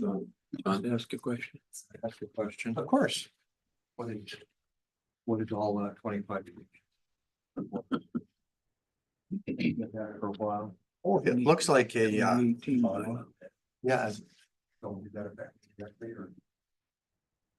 We'll hand it to the staff that understands that lingo. Yeah. Is our streets bylaw. It's by law. Doesn't affect you directly necessarily, no. Okay. You're holding on to it though. Sure, I'll take it. Yeah. Just so good for you. It's a good read, yes. Okay. Yes, it's called to order the consideration meeting for the Annette Drain. Kindly, if you have any pecuniary interests or conflict of interest, now is the time to declare those. The purpose of this consideration meeting is to discuss the technical aspects of the updated drainage report dated February 21st, 2025 for the Annette Drain. If there are assessment concerns, these will be addressed at the court of review. Our members that are present, are Mayor Gary Atkinson, Councillor Bob Wolvette, our Deputy Mayor Nettie McEwen, Councillors Christian Rodriguez and Mike Vacy, our CAO Adam Sabansky, our drainage clerk Jessica Wilson, drainage and engineering coordinator Elizabeth Cummings, our public works Paul De Silva, treasurer Norma Roddick Priest was here, our executive assistant Diane Gould Brown, and of course Josh Warner is our engineer on this project. Mr. Warner, would you kindly provide an overview of this project for us? Yeah, thank you again. Through the chair, I'll give a brief overview of the report and then make myself available for any comments or questions from landowners or council. So the Annette Drain report has been prepared under section 4 of the Drainage Act as a result of 2 petitions from landowners. The report proposes 250 mil and 300 mil diameter tile catch basins and a bore across London line from south of the property with roll number 10-398 to the Kirch Drain. The report also proposes a tile and surface culvert on said road to service the property at the southeast corner of said road and London line. Total estimated cost for the project is $175,128. The report also includes a detailed breakdown of the allowances, assessments, provisions for maintenance, working areas, drawing, construction specifications. At this time, I'm available for any comments or questions. Thank you, Mr. Warner. Any questions? Yes, sir. Mr. Timmermans. Looks like- Name and address once again, please. Yeah, my name's Sam Timmermans. I live at 5773 Munstead, which is, I think, roll number 10-398 down in this thing. So originally I was gonna talk about some verbiage that was in here around my trees on my property. So last night I went out to measure some trees to see what I could move and what I couldn't move. When I went out, I just decided for whatever reason to look at the catch basin that's in front of my property. The discharge pipe in my catch basin is currently above the water level. There's some backstory here. Larry has one between our properties. That's the one that backs up. It's a substantial amount of water on the southeast side of my property.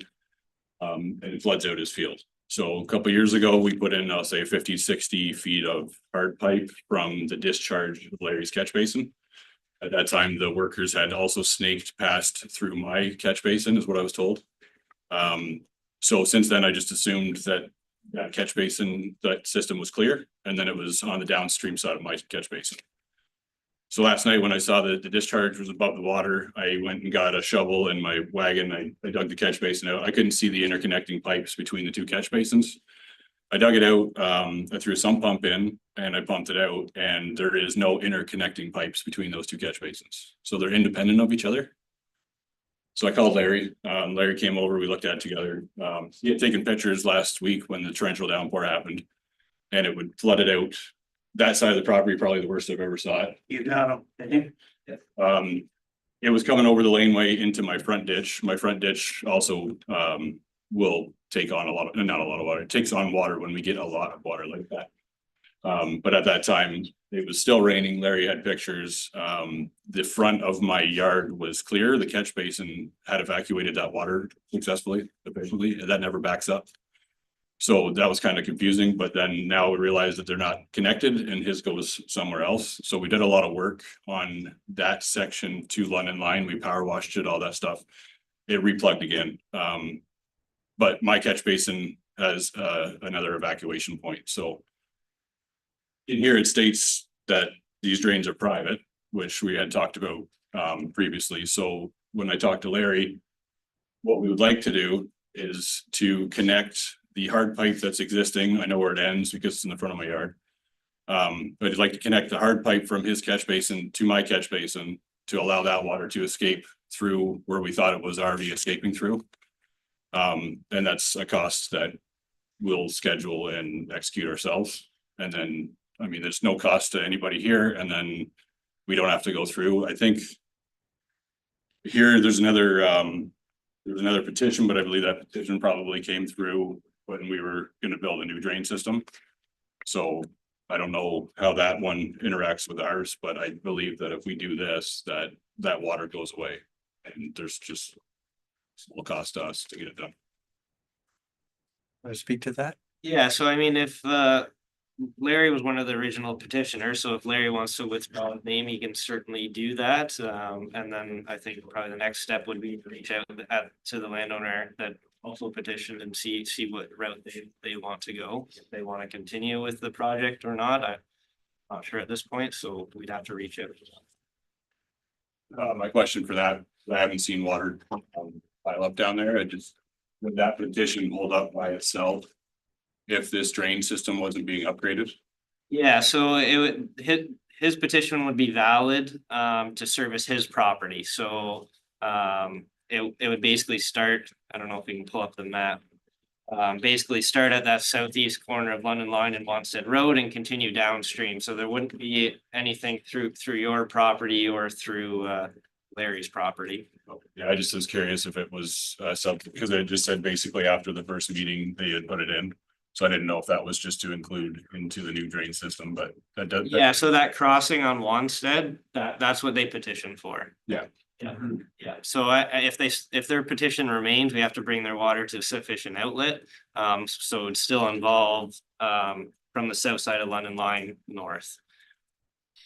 But again, yeah, I just want to, Larry, if you do want to withdraw your name from the petition, you'd be responsible for a portion of the engineering costs. I'm not sure what that would be at that point. I'll have to look at what we spent on yours versus the remainder of the drain. And then, yeah, Elizabeth, please.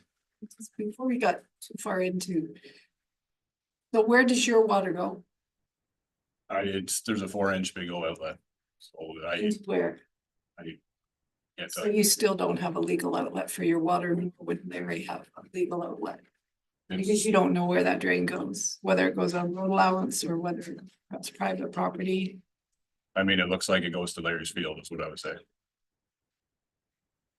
Because it heads directly north along the ditch.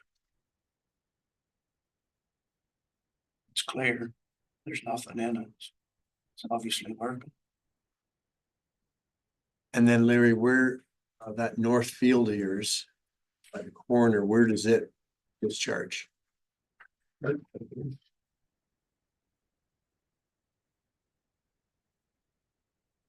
Yeah, I guess to me, it sounds like it's an issue that's probably gonna come up at some point, but certainly if he wants to withdraw his name from the petition, he can do so at this meeting, and then we'll have to revisit it with that other landowner. So, yes, any questions on council? Sure. Mr. Mayor? This question, Mr. Timmerman, where are you located? Are you north of Larry? Yeah, yeah, directly through side there. Gotcha.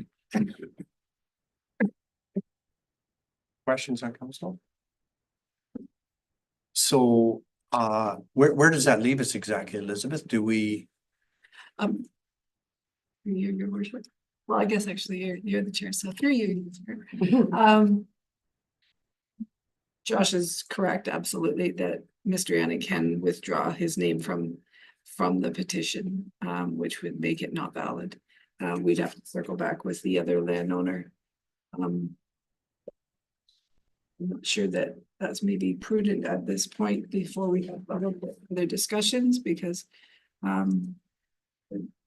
I mentioned, you don't have a legal outlet. You're talking about connecting. So you would have to get an encroachment agreement with the town if you're going to do that, unless you're going to do it all on private property. If you're going to connect to that basin, which is in the road. So there's things maybe a little bit more discussion. I'd say you're treating me as like an aggressor, or that I'm trying to do something. You're using the word illegal. It's kind of unsettling. I'm just trying to prevent us spending an exorbitant amount of money for something that I was happy to find yesterday. Like I said, I was just looking to see if I had to move the trees. So like, I'm not trying to make a big deal here. It's just, it is a lot of money.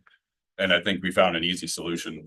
It is a private drain that already exists. I didn't put it in. I didn't put the outlet tile in either. So that's why I don't know exactly where it would go. I would assume that it would have tied into a field drain, because that's what they would have done. But it is in the ditch, probably 3 meters off the center line, and be farther than that, but it is in the ditch. Yeah, it's on the front of our property. Right, so all I'm trying to say is there will be, if you're requiring drainage within the road, you have to go through an enforcement agreement, et cetera.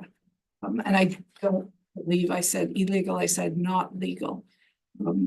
Which to me is a big difference. It maybe sounds same to yourself, but it isn't the same.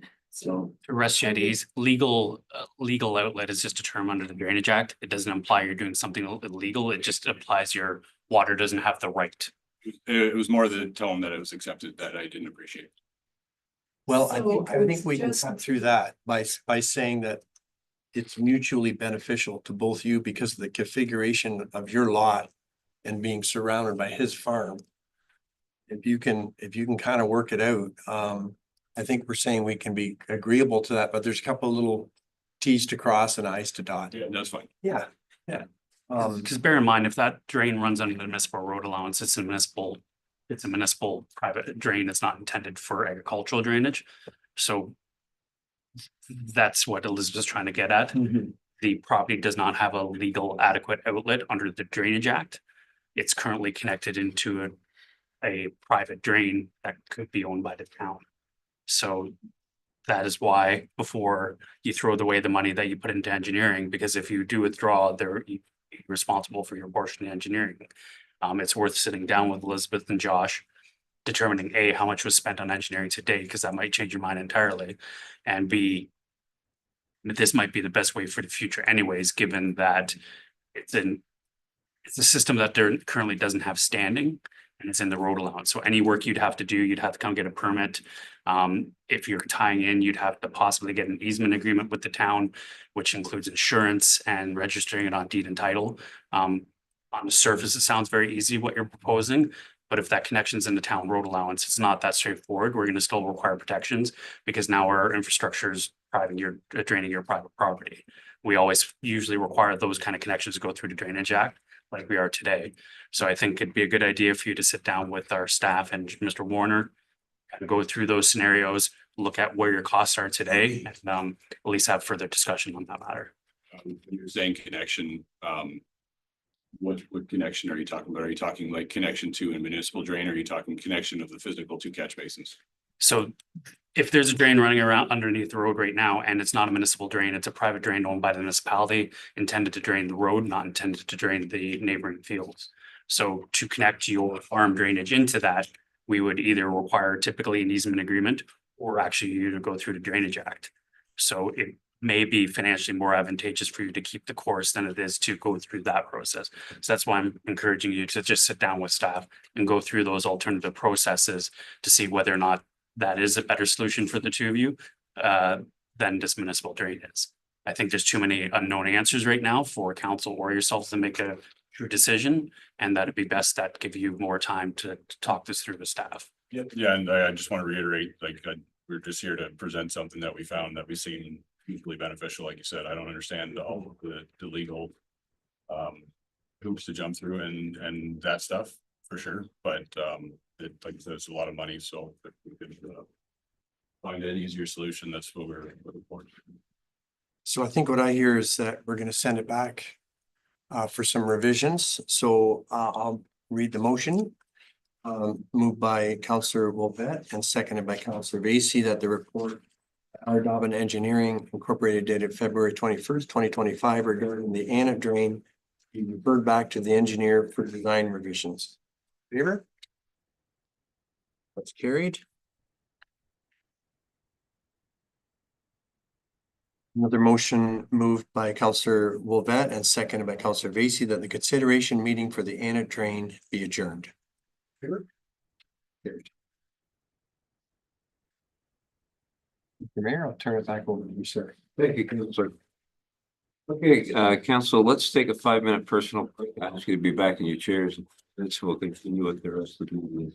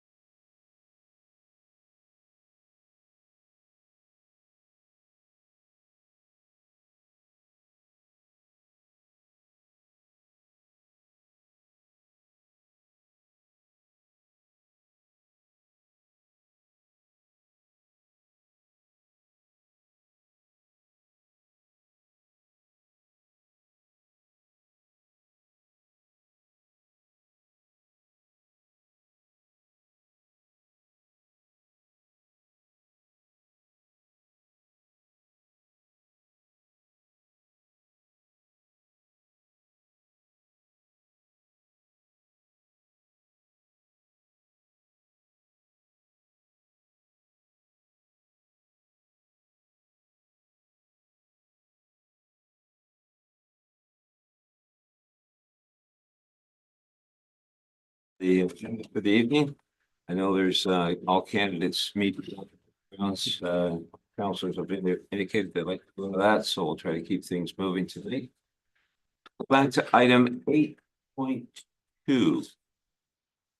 And a motion by Councilor Wolvette, seconded by Councilor Van Claveren. The report by Adam Sabansky, Chief Administrative Officer, dated April the 2nd, 2025, regarding the inclusion of the town of Plympton-Wyoming in the Huron Shores Area Transit System be received, and that the town of Plympton-Wyoming agrees in principle to a municipal contribution $41,500 over 5 years through an agreement, average annual contribution of $8,300 towards the Huron Shores Area Transit System, subject to Lambton Shores successfully receiving the OTIF funding.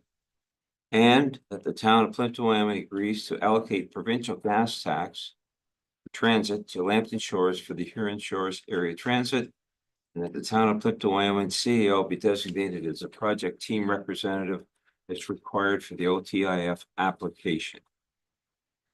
Any questions on that? Councilor Bays? Yes, your worship. So the 41,000 is total, not. As I read it here, the provincial gas tax, that's what's paying for it. Adding to it, you know what I'm saying?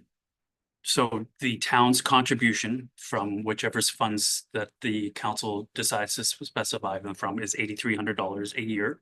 Okay. For the total of 41,500.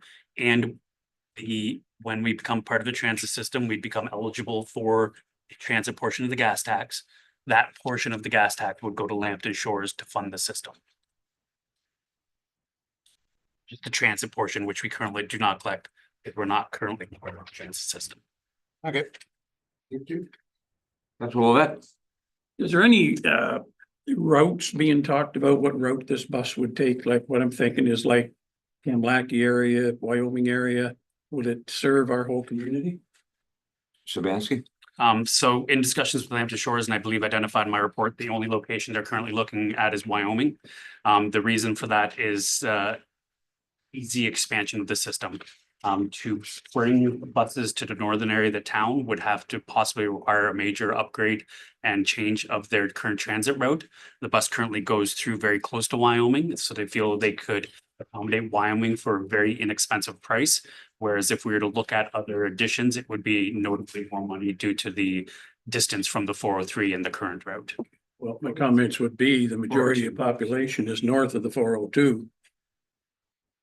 Not Wyoming. I don't disagree with that, sir, but the current route is through on the 402, which is very close to Wyoming.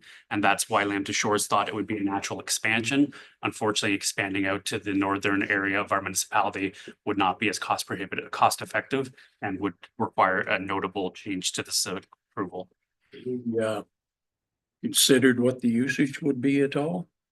Like if comments, we haven't had a public meeting or anything before we approve this kind of money for one area of our municipality. But it'd be kind of nice to know what the population's thinking about a bus, especially if it's not going to serve the whole community. Mr. Szymanski? Just my thoughts. We will be participating in the county's public consultation coming up for mass transit. County of Lambton is looking at the potential of a full rural transit system for all of Lambton County, which could include this system and adding on to it. So we will be participating in that. We'll be partnering with the county of Lambton, hosting venues here. However, the deadline for this grant is coming up rapidly.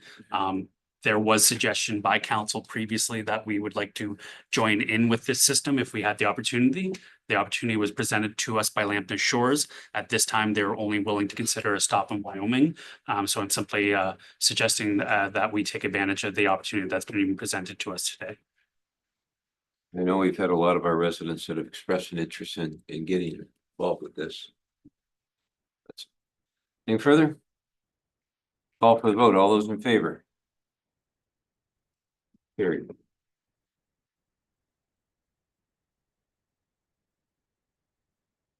Nothing under item 9, clerk, bylaws? Nothing. No correspondence. Action required. Nothing for action required. Go to item 11. I have a motion by Councilor Rodriguez, seconded by Councilor Vacy, that correspondence items A to B related to recommended reading and routine approval. Information items to be noted as received by Plympton-Wyoming Council and filed accordingly. That's items A and B. Anybody want to pull anything out or any comments? Hearing none, that's all those in favor. It's carried.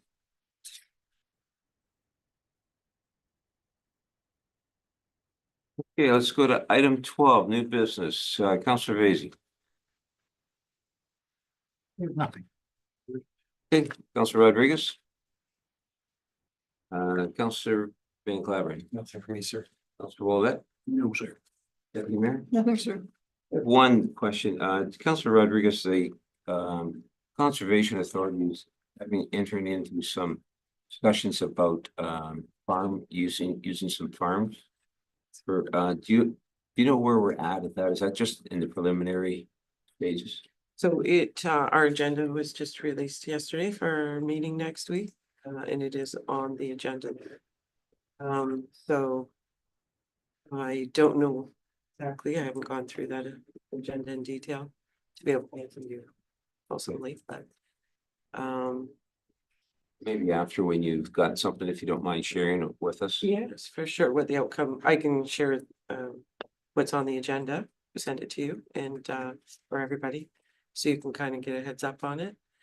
And then after the meetings, then we'll be able to. That would be good. Yeah, thank you very much. Appreciate that. Okay, nothing else under new business? Okay, Mr. Damon, you approached this about something.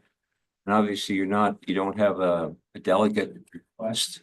So out of the goodness of my heart, I'm going to give you 5 minutes to tell me, number one, what you want to talk about. And you'll hear what you have to say. Thank you, Mr. Mayor and Councilor. I apologize I didn't get on the agenda. I was out of the country. When I received a phone call Thursday morning in regards to an emergency in the hamlet of Kamlaki. Apparently, weirs in Sawmill Creek are backing up the water severely into the municipal drain, backing up the water in right up the lines, storm lines in the Kamlaki Road up to Egremont, and subsequently down the storm lines on Egremont in front of Councillor McEwen's property, and ultimately flooding the roadway to approximately 6 to 8 inches is what I've been told. Flooding out several private properties, yards, and also backing up several sewers, mine included into my basement. 3 other houses in Kamlaki that I've know of at this point in time, and 8 units at the Valor Management Corporation up on Lake Shore. So what happened is that the municipal storm lines in the road backed up, and also across the road from my house on the south side in the county drain, the ditch coming from Kingston down to the McFarland drain, that backed up, and it backed up and it overflowed a catch basin that I'd indicated to the staff here at the township office that was compromised. Probably 2 years ago, I indicated that to him, and then last August, I indicated that to Paul. That catch basin needed to be addressed, and I gave him the solution to addressing that, which was never done. So ultimately, water in Sawmill Creek put enough pressure on the storm drains in the Kamlaki side road and Arrow Village and on Egremont back in front of Nettie's place, to overrun the road, which overrun all the catch basins on Egremont. So here we are, Thursday morning, out of the country. I'm traveling home. My daughter's dealing with sewer coming up in her basement.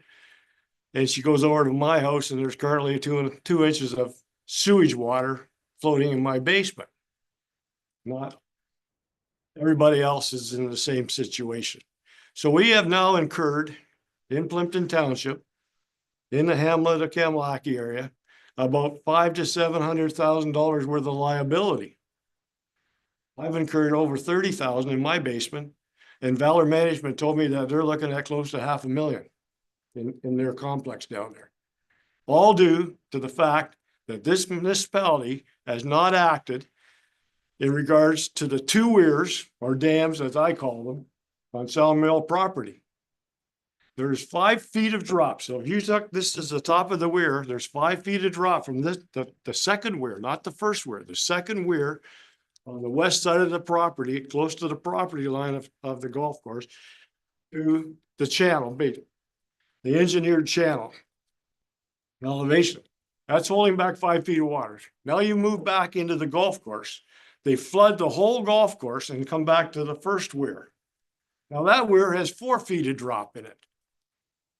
And now that 4 feet of drop, so that the elevation at the second weir is now the water's running over that elevation. So we have definite proof now that that weir is detrimental, and the first weir is detrimental to the hamlet of Kamlaki, because it doesn't take a rocket scientist. If you look at your table, and that's the second weir by Councillor Wolvett, and you come back to Nettie's property and it's 8 inches above the road there, you have to say that that water is flowing level. It's sure it's flowing downhill on a grade, but that elevation there is holding 8 inches back on the street in Kamlaki. That's unacceptable. It's unacceptable for this municipality to not take action on an illegal dam, 2 illegal dams on private property, and allow those illegal dams to cause personal costs to taxpayers and damage to our infrastructure of the municipality. So I call the superintendent at Jacobs, Joe, and I said to Joe, what happened on Wednesday night? I said, did you go out there personally? He said, no. He said, my operator went out there at 3 o'clock in the morning. I said, both pumps running. And he started to tell me a little story. And I said, look, you're talking to the superintendent for Ontario Clean Water. I know what I'm talking about. So his demeanor changed immediately. He said, Randy, I have to tell you, both pumps are running. The high level was hit. And I said to him, what action did the municipality and Jacobs take in regards to that situation? Did we call for a vac truck or 2 vac trucks to come out there to assist in this emergency? No. He said, we're on the low bottom totem pole. I said, did we activate emergency call list within the municipality to call every homeowner on that sewer to notify them that we have an emergency situation with our pump station and to take corrective action, plug off your sewer, do whatever you got, get a wet vac, you know, whatever you got, and especially don't put any more water into the system. Well, it wasn't, there's a misconception here by staff, and I don't disagree that we do have some people probably putting some pump water into our municipal drain. However, I went out on Egremont this afternoon, Nettie, in front of your place, and I checked all the catch basins down the road. Not one of them has any infrastructure there to seal them off and keep the water from the road running in the drain. So you got every one of those catch basins, high pressure with 6 inches of water on it, running water directly into the sanitary sewer.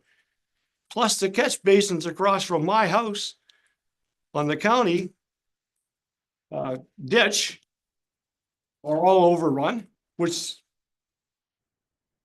the staff of this municipality knew that there was an issue there and never addressed it. So this is a liability for this municipality.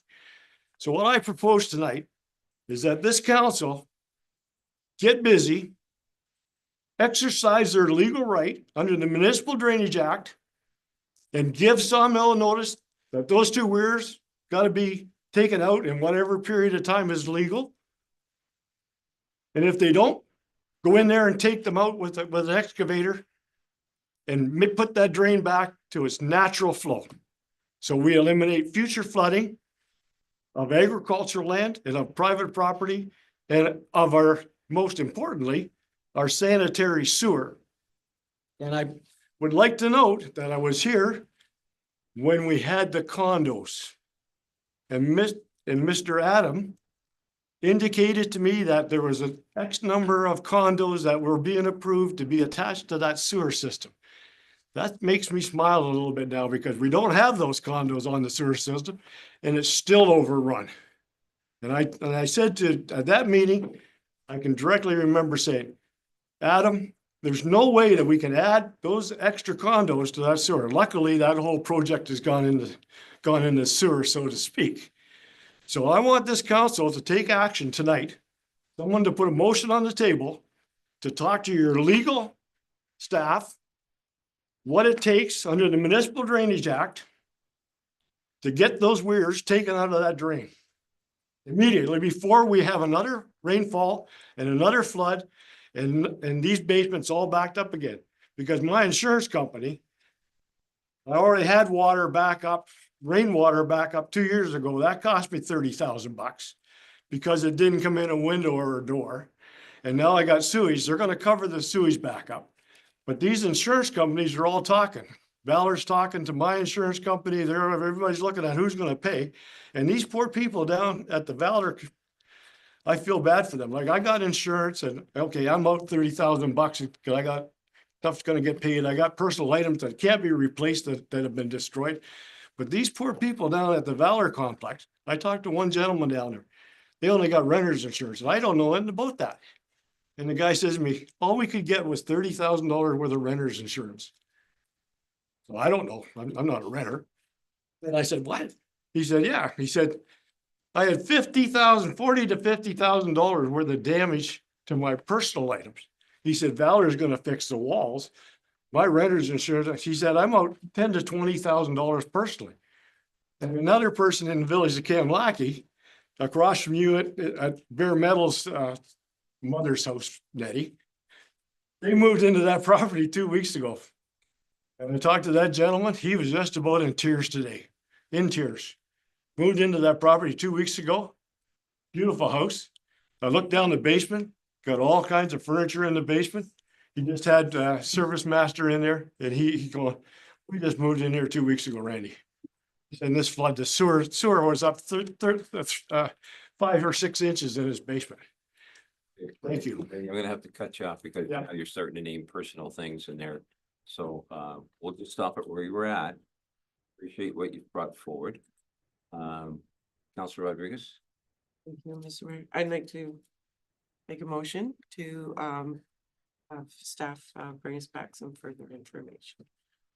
What is that, Councilor Rodriguez? I'd like to make a motion, as you've suggested, to have staff bring us more information on this so that we can start some sort In of regards to the legal action to have the dams removed. in regards to, yes, everything you've said tonight. Yes. So there's much that was said tonight that would not be able to come back and closed. There was a number of insurance claims discussed at potential. Liability was discussed, plus our legal ability to remove those weirs. That is something I'd have to discuss with our drainage superintendent on that possibly could come back in public. I'd have to consult with the clerk more on that too. Certainly, we cannot discuss liability damages, et cetera, and claims in public. If those people who have. I'm not asking for that. They can do so, but that's not a public item, but we can definitely look into the public aspects of the discussion from Mr. Damon. Yes. We need those dams removed immediately. I want to see action immediately. I just would like some more direction because I'm not familiar with. Like, is it just bring back further information about removing 2 dams, or is it like, is there a drain that we want to name, or is there like, how do we want to? I can't speak for Councilor Rodriguez, but I would presume that she wants a motion that we investigate all the information that has been brought forth, as well as the parameters around that totally. We're not going to name anything. We'll just look at the whole situation. Is that correct? Yes. Councilor Van Claveren, seconds. It's just one point. There's no issue in legalities for this municipality. I've done my homework. You're standing on absolute solid rock legal grounds. You just have to issue an order to Sawmill Creek And give them the length of time in the act to respond, and if they don't, then this township responds and they put it on their taxes. There's no legal issues here about getting those dams removed. And if this municipality doesn't, I'm not gonna make a threat here, but all I'm gonna do is tell you, if this municipality doesn't move forward to protect taxpayers and private property, then I will have to take alternative measures and talk to Mr. Doug Ford personally and see if we can get this resolved at the provincial level. I think we can resolve it here, but this council needs to stand up and take action. Walter, do you have anything you want to say in regards to that? Walter is my neighbor. He has a 3-inch pump that's running on a 2-foot head, trying to keep water out of his house because the water's flooding over into his yard and the water's flooding over into my daughter's yard, which there's no reason for because there's 30 feet of drop from the county road crossing to the lake. Well, there's absolutely nobody's gonna argue with me that we can't get rid of the water. We got 30 feet of drop and 10 or 15 feet of width of the drain that's being held by these 2 illegal weirs, and we need to stop messing around here with engineering studies and all this hypothetical thing about sawmill. Get the weirs out. With us here, Randy.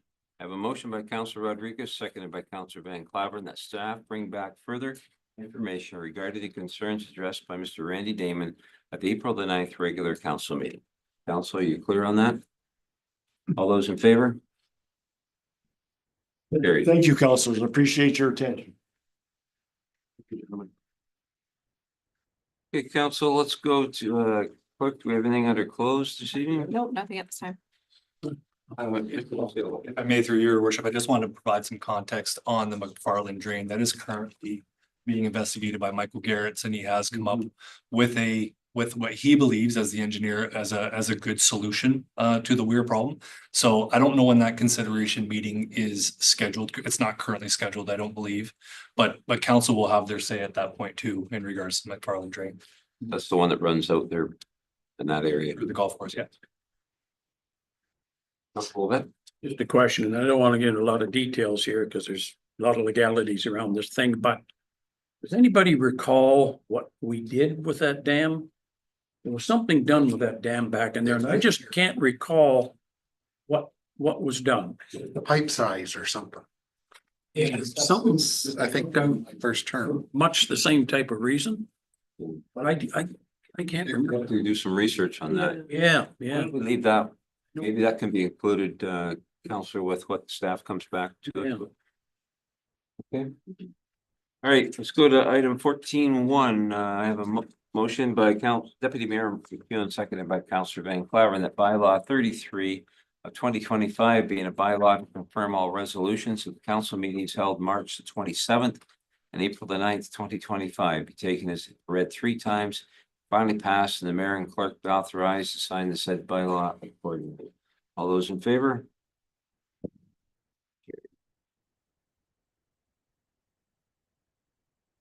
And let's go to number 15. I have a motion by Councilor Wolvett, seconded by Councilor Vacy, that the regular council meeting be adjourned until the next regular council meeting to be held April the 30th, 2025, commencing at 5 p.m. All those in favor? Carried. This meeting is adjourned. Thank you, everybody, for being here this evening.